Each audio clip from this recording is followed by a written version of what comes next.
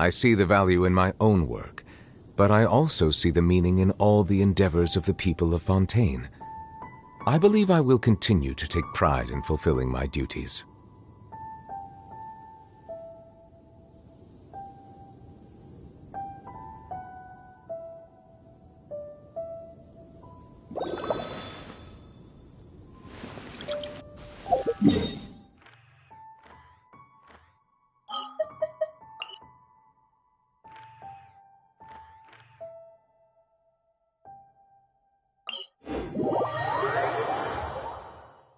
I cannot help but feel that you bringing me here is some sort of an assassination attempt.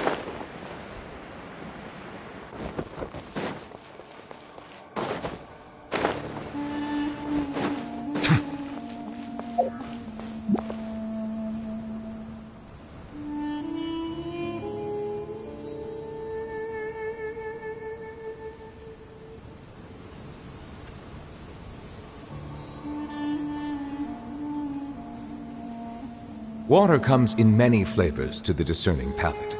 Mondstadt's water is crisp and pure, while water from Liyue has an enduring aftertaste. In Inazuma, the water possesses a depth of flavor unlike any other. Sumeru's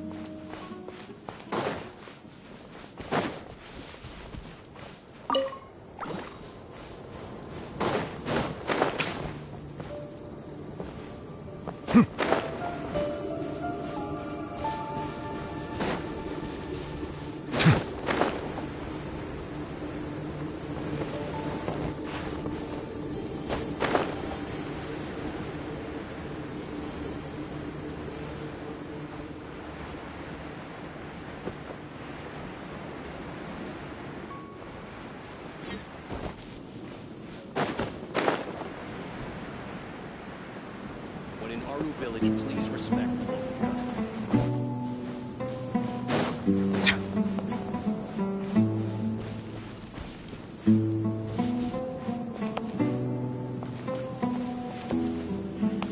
What's the big deal?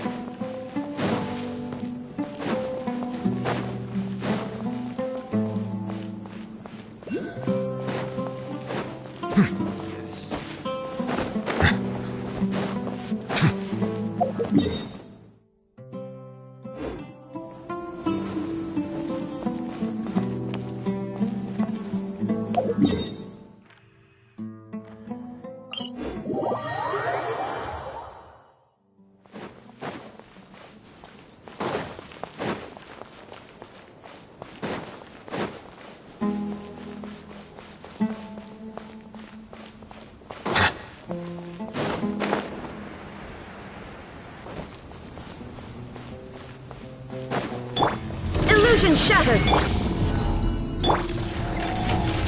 One with nature. As one with wind and cloud! Let the mighty be humble. Bow your head.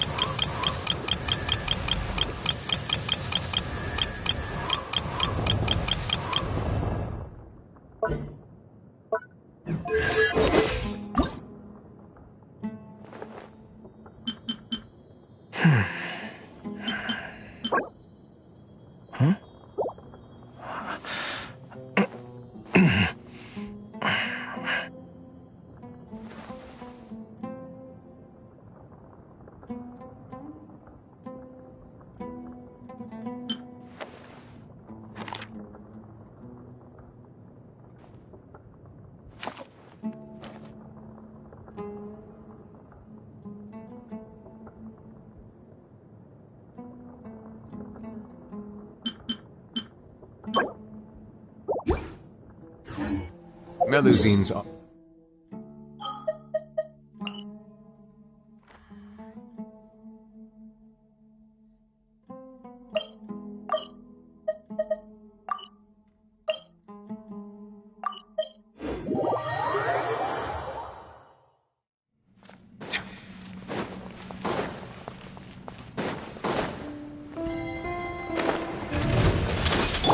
Shine down!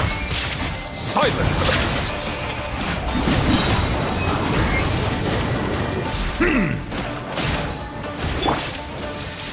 Into the wind.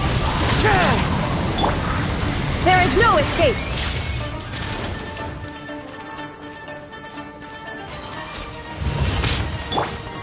The tides beckon. Settle down! One with nature. Illusion shattered!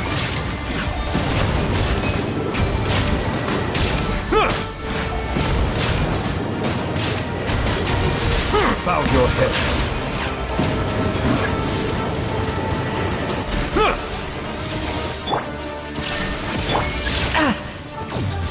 The wind knows me.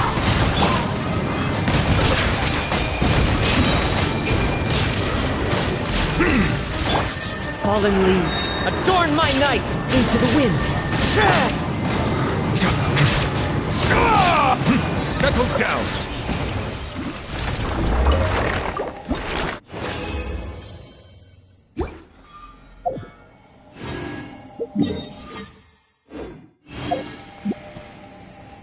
A bitter pill to swallow.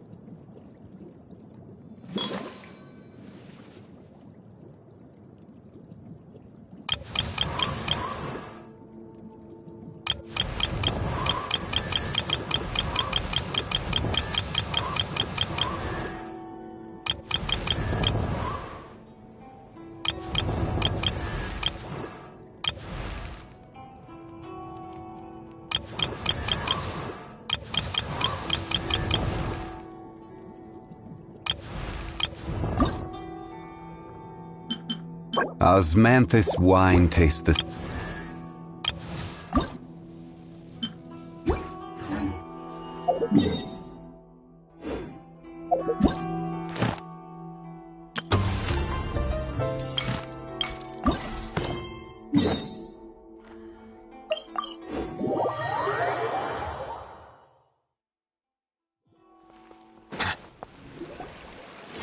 Ayaka! Yoimiya! You're already here!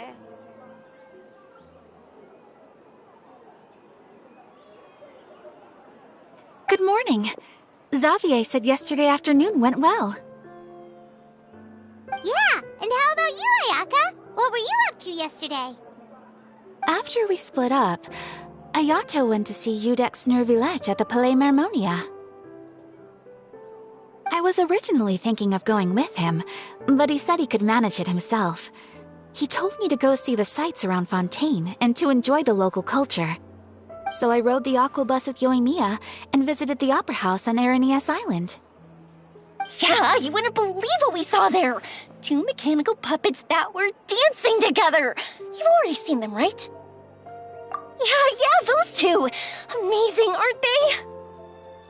We sat and watched for quite a while. It was mesmerizing, like we could keep watching them forever. Oh, it was the same for us the first time we saw them, too! Afterwards, we went swimming at the beach! Well, diving, to be exact. It was the first time I ever breathed underwater! I held Ayaka's hand and we counted down together. 3, 2, 1, and then splash! We were beneath the waves.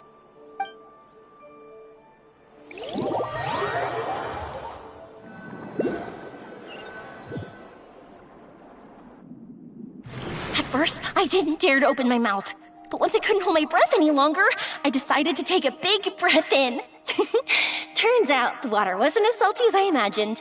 It didn't really taste like anything at all. Before I knew it, I was breathing like normal down there. It was an amazing feeling. Ayaka said I was too nervous and needed to loosen my grip. She got used to everything way faster than I did. I knew that the Traveler could do it, so I had no doubt we could do it too. That helped me feel at ease as soon as we dove in. The underwater world in Fontaine truly is beautiful. I love seeing the Romaritime flowers blossoming underwater, like little candles lighting up the streets at night. Yeah, and there were so many creatures that we've never seen in Inazuma. Like those fish that shimmer like a sword blade.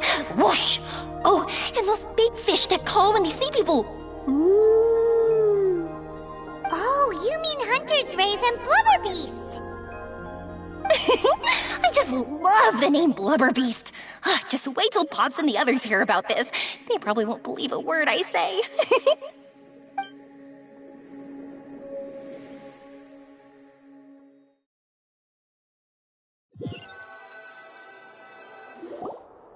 Yoimiya was down there for quite a while. It was dark before we finally rode the aqua bus back to the city. I figured she'd want to sleep in today. Yeah, even I was worried that I wouldn't be able to get up. I still felt like I was drifting in the waves when I went to sleep last night. But as soon as I woke up today, I remembered that we'd all be shooting a film together, and I was ready to go. Speaking of the film, where's everybody else? My brother and Xavier were speaking to the restaurant owner about using the place as a filming location. They should be here soon. As for the others, We're here.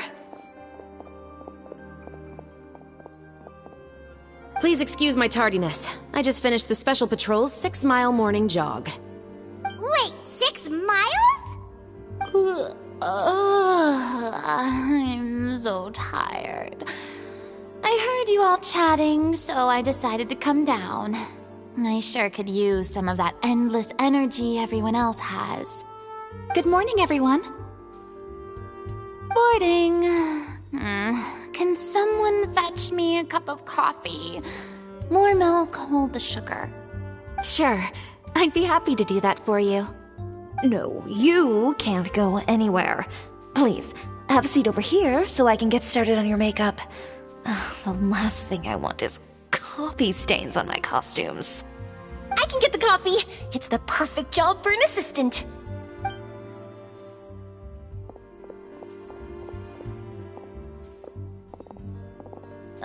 So much energy. Seriously, what's her secret? Oh, Yamia's always like that. But you sure look exhausted, Farina. It's because you're not used to waking up so early, huh? Of course not. I spent the whole night reading the novel from cover to cover, marking sections that either need to be omitted or adapted. Wow, Paimon didn't expect you to be so thorough.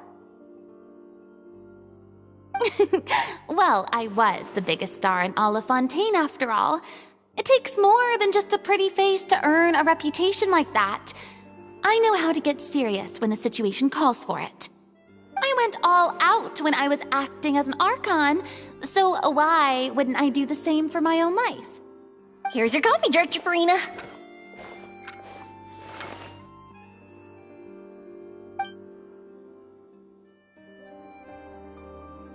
Oh, thank you.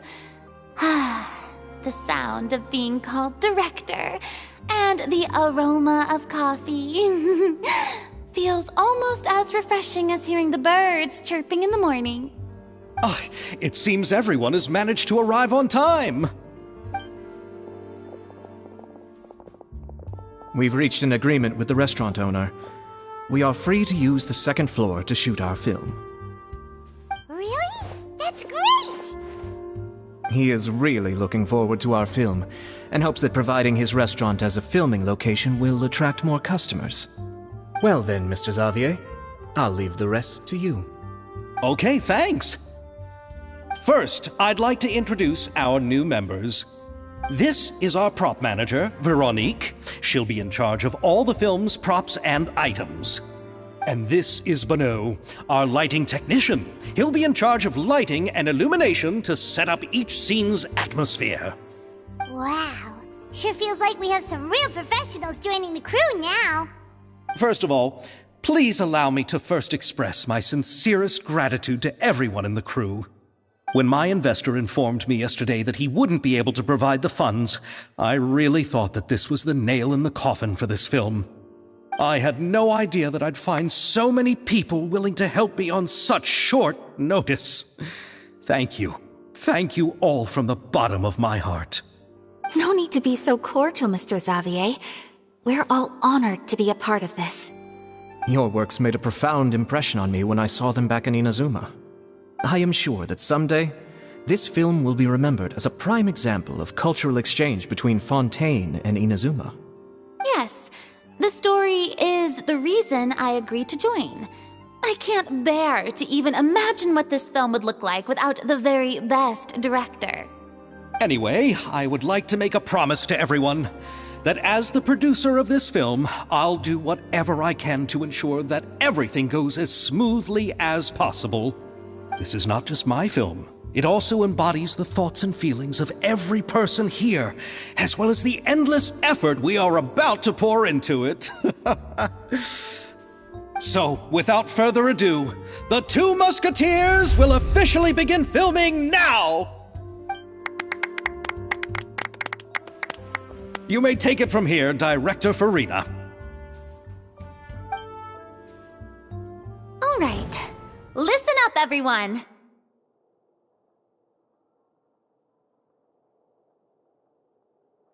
The first scene takes place when the two young musketeers are living at the Baron's home, still unaware of all that is about to happen to them.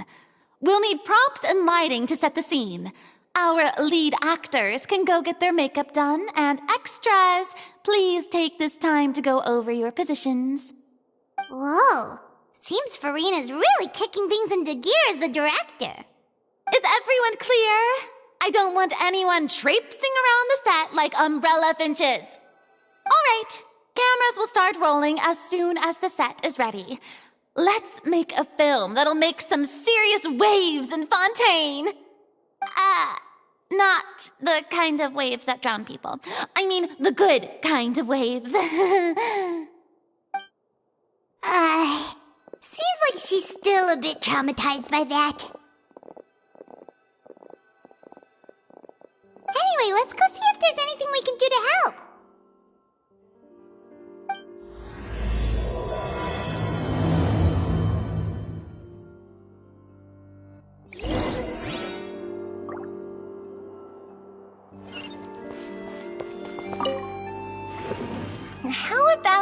Here. A little more to the left. You got it. Hey, Yoimiya, do you need a hand? No, I'm fine. You know, doing the lighting is kind of like designing a fireworks show. It's interesting to imagine what kind of atmosphere the lights will create. I heard that the Traveler will be operating the camera and Paimon will be the clapper loader, right? Those roles are just perfect for the two of you. Really? Is that because it'll be easy for Paimon to hold the clapperboard while flying? Well, sure, there's that, but that's not exactly what I meant. I just think that after all your journeys together, you two must have developed a super close bond and just naturally know how to work with each other. If I'm not mistaken, the direct— Oh, I see! It's amazing to see the magic behind filmmaking. Yoimiya, we need lights over there, too. Oh, on it! I've got to get back to work. Chat with you later. Oh, it's exciting to see so many people working together to bring the film to life.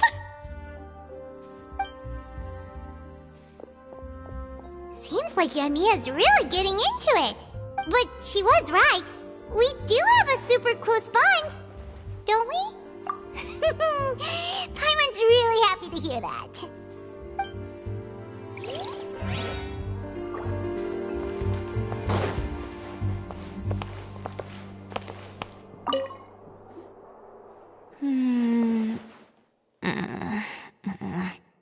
Ayaka has mentioned you to me before. She said that you two were great friends when you were kids. No talking. I'm thinking about how to do your eyeshadow. Ah, yes. To help me really look the part. To achieve a more young and naive look for this scene. Are you saying the wrinkles around my eyes are too deep?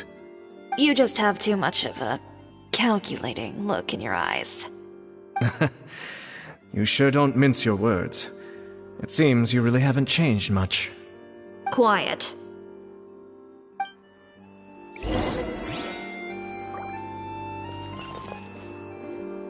So, this is a real musket? No, it's just a prop weapon. Not bad. Have you seen a real musket before? Only in books and newspapers. I made this one based on the relative shape and proportions I saw in reference images. When we're filming, some special gunpowder will be applied around the muzzle, which will help create the flash and smoke effects of a real gun being fired. Which means it'll be up to the actors to portray the recoil. That's right. The sound effects for gunshots will also be added in post-production. Thank you, Veronique. I think I know where to start now. However, the musket's gears and firing pin could still use some work. Adding some wear on the metallic components will make them appear more realistic. Also, be sure to rub the muskets with some oil each time before we start shooting. That'll give the impression that the firearms have been well maintained. Good point. You seem to know a lot, Miss Chevres. I assume you use these types of firearms on a regular basis? Yes, I perform routine maintenance on my weapons every day. Just like we as people need to eat and sleep, muskets need to be cleaned and maintained. I also perform similar care for my sword every day, and familiarize myself with its shape and weight, to the point where it feels like a natural extension of my body. Yes, this way, our weapons will never betray us in the heat of battle. Yes, well said. It seems we have the same philosophy on this topic. Oh, sounds like they found a common interest to talk about. Though these props differ from the muskets I use, I can still give you some pointers. Good. I look forward to your instruction.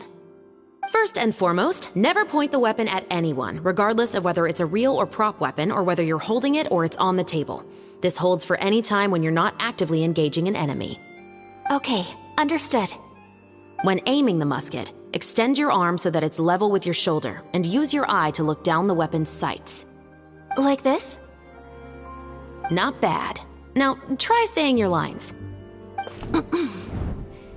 This is the end of the road for you. Good. Now turn your body a little. That way, you'll give your enemy less of a target to work with. And relax your shoulders. Here, allow me to demonstrate. This is the end of the road for you. Huh. Excuse me, Miss Chiori. Director Furina, There's something I wish to discuss with you. Oh? What is it? Like this? Yes, much better. What do you think? I do see your point. But are you sure you wish to do this? I believe it would be most fitting. Well, if you insist. All right, I understand. Miss Ayaka, Miss Chevris, could the two of you please come over here? Huh? What's going on? Are we gonna start filming now? Let's go see. What is it? I have a question for you, Miss Chevris. Would you be willing to play the role of a musketeer? What? To clarify, I would like to turn over my role to Miss Chevris. But brother... Don't worry, Ayaka. I actually view this as a good thing. I was becoming troubled trying to set aside some time to speak to the staff at the Palais Mermonia. I would like to have some conversations about the cultural exchange between our two countries, and I've heard that the bureaucratic process here can get rather complicated. Now, I will be able to focus on my work. Besides, you also know that I'm not really one for public performances. Are you really sure? From a director's point of view, I also felt like the relationship between the two musketeers in the original story could be improved. The older brother in the story plays the lead role with his overbearing character, but this causes his character to overshadow that of his sister, and the theme of the two supporting and relying on each other isn't conveyed very well. But if we were to change the siblings to two sisters of a similar age, then that aspect of the story might come through more clearly. Also, I've seen you instructing Ayaka. That cold and dignified personality is exactly what we need for the older musketeer. Of course, even with all these insights, the decision should still be made by Miss Chevris. Chevris mentioned that she really likes the story, right? Paimon bets that she'll take the role. All right, I'll take the role. Good. It's decided then. I'll get started on making edits to the script. We'll also need to make some immediate adjustments to the lighting, props, and costumes. I have a feeling that our adaptation will be even better than the original story. You're doing a great favor for me, Miss Chevris. You have my gratitude. Don't mention it. I like this character, so if anything, I should be the one thanking you. Well, since my brother is the one who brought up the idea, I suppose there's no need to worry. Let's go, Miss Chevris. I look forward to working with you. Please, just call me Chevris.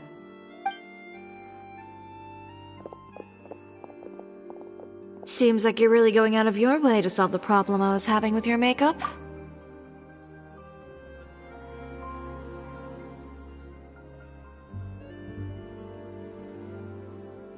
Surely you jest, Chiori. I assure you that— Oh, come on. You really think I'd buy that? According to what I've heard from Ayaka, her brother is someone who can juggle 10 different matters at the same time. I'm sure you have other reasons for backing out. Perhaps. Ayaka always said she wanted to go out and see more of the world, just like the Traveler. But I feel that she needs not only to see other nations, but also to make some different kinds of friends.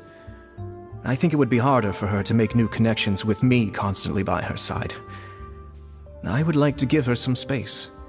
Alright, go on. Spoil her some more. Ayato! It's too bad you're stepping down from the role. Paimon really wanted to see you act as a musketeer. No need to poke fun at me. I'd wager that you also felt that I wasn't the best candidate for the role. It's a little hard for Paimon to imagine you saying those lines. Yes, I've made an appointment to meet some people from the Palais Mermonia.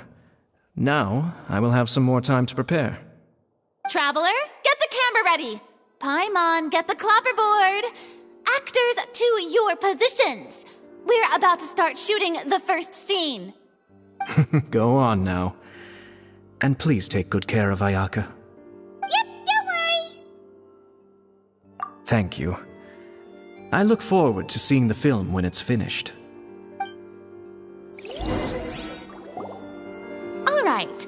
Now that we're all here, let me help set the scene for everyone. The first scene takes place when our two main characters are still living at the Baron's estate. They've been ostracized and verbally abused by others in the household, but they still have no idea why. We want to capture how naive and innocent they are, despite their pain. Chevreuse will be playing the role of the older sister, Tulip, and Ayaka will be the younger sister, Iris. Be sure to get close-ups of the main characters at the right moment. Silence on the set! Lights! Camera! Action! Let's go! Tulip, Mother's been out for quite a while now. Perhaps she went to pick some flowers on the way home. You know how she loves flowers. Iris, Tulip! I'm home! Mother! You were out for so long, we were beginning to worry about you. Oh, I'm sorry, but I'm back now, safe and sound. Here, I brought your favorite treat, apple turnovers. Mother, what are those bruises on your hand? Huh? What bruises? Oh, I must have bumped into something while I was working yesterday. But I didn't notice them this morning. Then perhaps they're from when I accidentally tripped when I was out just now. By the way, did you have fun playing at home? What's the matter, Iris? Well, we've realized that no one really wants to play with us. They even took Iris's doll and spat at us. And they even called us names. They said we were... Shh. It's all right. Don't worry. Girls, listen to me. It doesn't matter what anyone says. Don't listen to them. No one can define you with such words. You both have wonderful lives ahead of you. Just like your names. You will both blossom like beautiful flowers. Maybe your time to blossom hasn't quite come yet, but one day, you two will bloom more beautifully than anything else. Don't let the soil you're in now ruin your future beauty. Understand? My dear daughters. And cut! Not bad. The actors' emotions were all on point. Let's keep that take. Also, if our clapper loader could avoid shouting at the start of the scene next time. Oh, got it. Great. I was a little worried that my nerves would get the better of me. What about you, Chevreuse? I felt fine. The lines weren't too difficult at all. Seems like Farina must have adapted the role nicely. You two were great. I couldn't tell it was your first time acting in a film. You should have more confidence. Thank you for your encouragement. Positions, everyone! We'll move on to the next scene after we try a few more camera angles.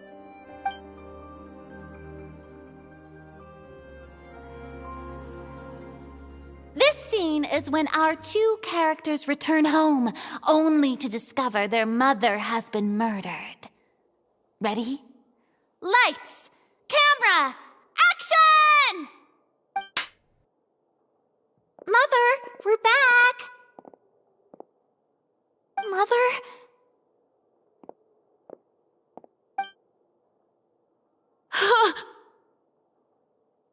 What's wrong, Tulip? Iris, stay away! Huh? Why? What's... Mother! Mother... She's...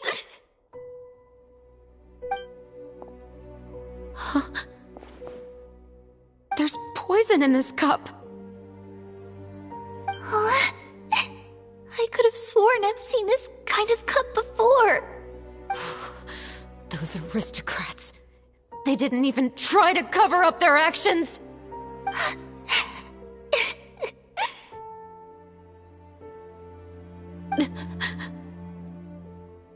Iris, we need to leave this place.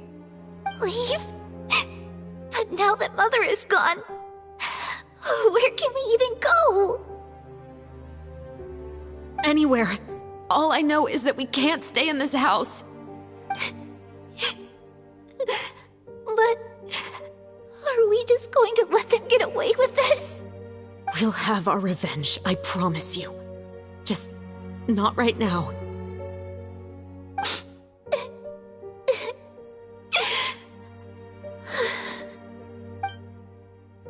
Come on, let's go. No, wait. We can't just leave Mother here like this. At least let me leave this rose with her. That's why we went out in the first place. To buy her this flower. All right. Goodbye, Mother. We'll avenge you. Someday. And cut! Beautiful! Great performance! Oh my, you're so amazing, Ayaka! And were those real tears I saw? How did you do it? I was surprised too. Thank you for the kind compliments.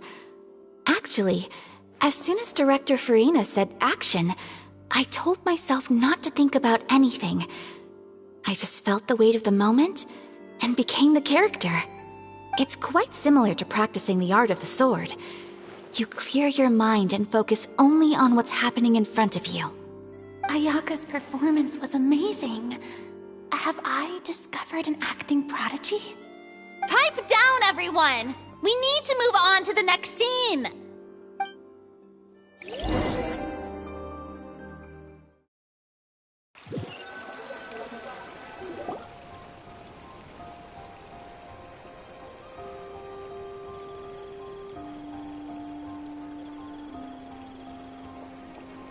Huh? Are we done already? But Paimon wants to keep playing with the clapperboard. How do you feel, Traveler? Is your arm sore from holding the camera all day? Good work, you two. You too, Shivers. You were quite the actress today. I've read this novel many times before. I have a good grasp of my character's mindset. Anyway, do you remember my request from yesterday? Oh, right! We were having so much fun that Paimon nearly forgot! You have a case where the murders seem really similar to the cases in the novel, right? So, how are they similar exactly? In the story, the main characters grow up to become two musketeers, always using their guns to carry out their revenge. And on each of the victims, they place a rainbow rose as a signal that they've returned. Yes, that's correct. We found rainbow roses just like in the novel. Seems like you're connecting the dots now. Oh, that does sound pretty concerning. Especially after seeing the script today. Ooh, now Paimon can't stop wondering what kind of ulterior motive the murderer might have. What do you think, Traveler? You're smart. Paimon wants to hear your thoughts. Good. On behalf of Fontaine's Special Security and Surveillance Patrol, thank you for your dedication to justice. There's no time to lose. We should start investigating right away. Follow me. Huh? Right now? But we just got done filming all day. Paimon's so tired. The most valuable intel always comes after nightfall. They are like small, remote islands in the middle of the sea. If you don't stay vigilant, you will pass right by them in the fog. That's how one of my favorite books always puts it, at least. So, where are we going right now? Let's start by checking out some workshops that sell mechanical components.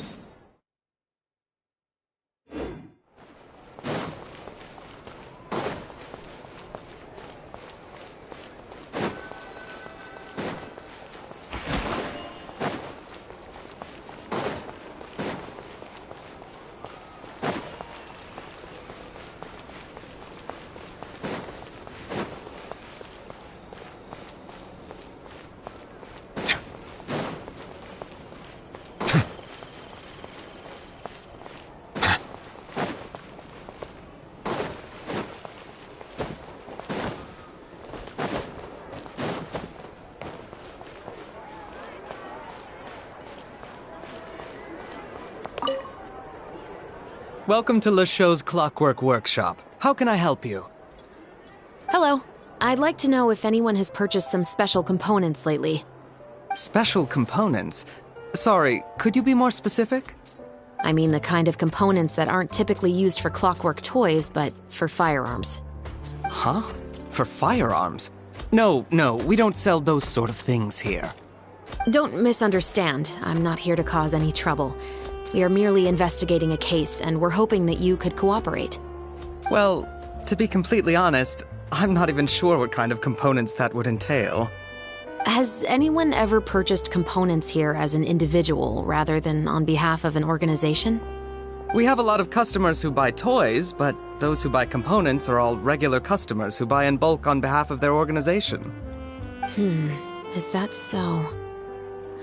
I understand. Thank you for your cooperation. You're welcome. It's the least I can do.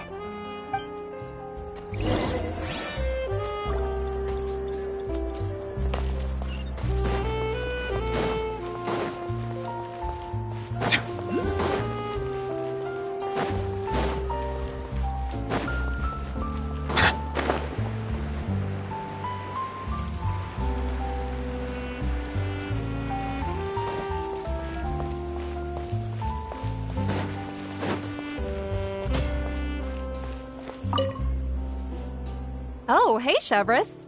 Run out of oil for your musket again? Hello, Estelle. I want to know if anyone has come to your shop recently to order some firearm components. Oh, is this another case? Let me think. I don't think so. Some people have requested that I make some prop guns for the Fontinalia Film Festival, but I refused all of those requests. Oh? Why's that? Because there's no profit! I only make things here that can do some real heavy lifting. I don't have the energy to make some new molds just for the festival. Then has anybody come specifically looking for mechanical components? Well, I usually sell off my scrap to the Fleuve Cendre. I don't typically give them to one specific person. I understand. Thanks. Don't mention it. Always happy to have the Musketeers' patronage. Seems like we haven't found any leads to go off yet. Yeah, unfortunately. Huh? Are you sure? People might not be so thrilled to see the captain of the special patrol there. You think so, huh? Then I guess you don't know. Huh? Know what? That I grew up in Fleuve Cendre.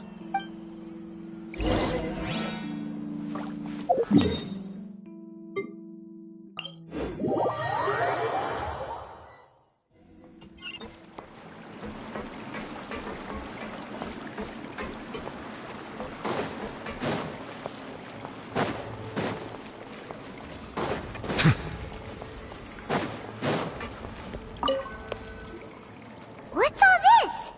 Some broken planks and barrels, as well as some... Yes, but have a closer look, Paimon.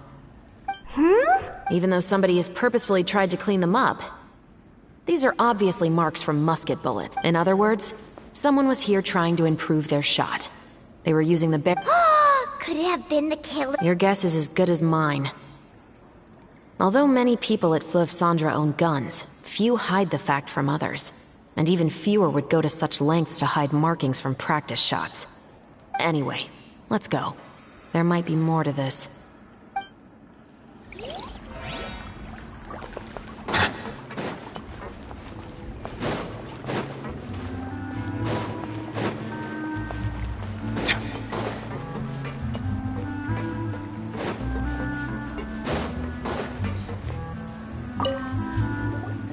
Hello, I'd like to ask some questions. I don't know anything. Don't worry, I'm not here to arrest anybody. You say that now. It's the truth. Here, take this as my guarantee.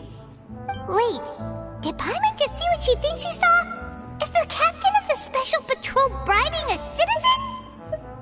Seems you're different from the other guards. What do you want to know? Have you heard anything related to muskets in Fleuve Cendre lately? Anything at all? Muskets, huh?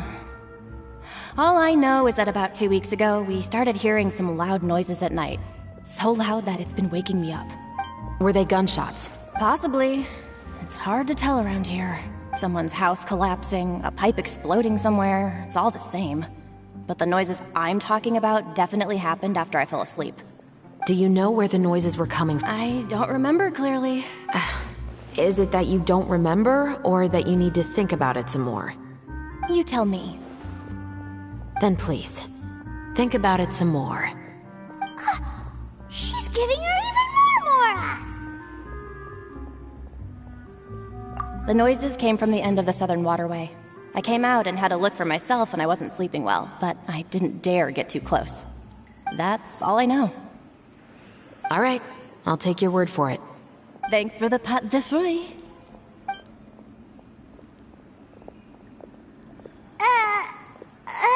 No need to be surprised. I grew up here, remember? I know how to get people around here to talk. Seems you catch on pretty quick. Now then, let's keep going.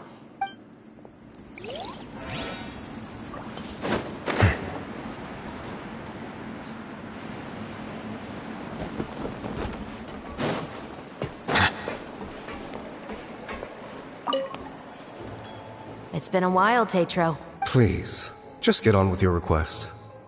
I want to know if you've heard anybody talking about muskets lately. Information isn't free, you know. I've heard that bandits have been extremely active in the countryside recently, and they've been affecting the delivery of goods to Poisson. I can allocate some more manpower to help out with that problem. What do you say? You're still as helpful as ever. One of our men got drunk at dinner about a month ago and lost his gun. 3 days later, it turned up in the corner here. What's weird about that? He just forgot where he put it, right? This is Fleuve Cendre, my friend. Anything of value left in the tavern won't ever make it to the next day. But that gun turned out to be an exception. It didn't get any new wear and tear on it, and didn't even appear to have been fired. We were quite mystified as to what could have happened. I suspect it came back because the weapon was already known to the guards. You mean, a criminal was afraid the Marechaussee Phantom would use the shot marks to track them down? Maybe. But if that's the case, the culprit really took great care to avoid getting caught. I didn't say anything about a criminal. In Fleuve Cendre, knowing who was killed is as easy as knowing what clothes you're wearing today. It's the guy living in the east side, isn't it? I've never liked him. Every time he's here, he just orders a drink and sits there with a nasty look in his eyes. So, who was the one who lost the gun in the first place?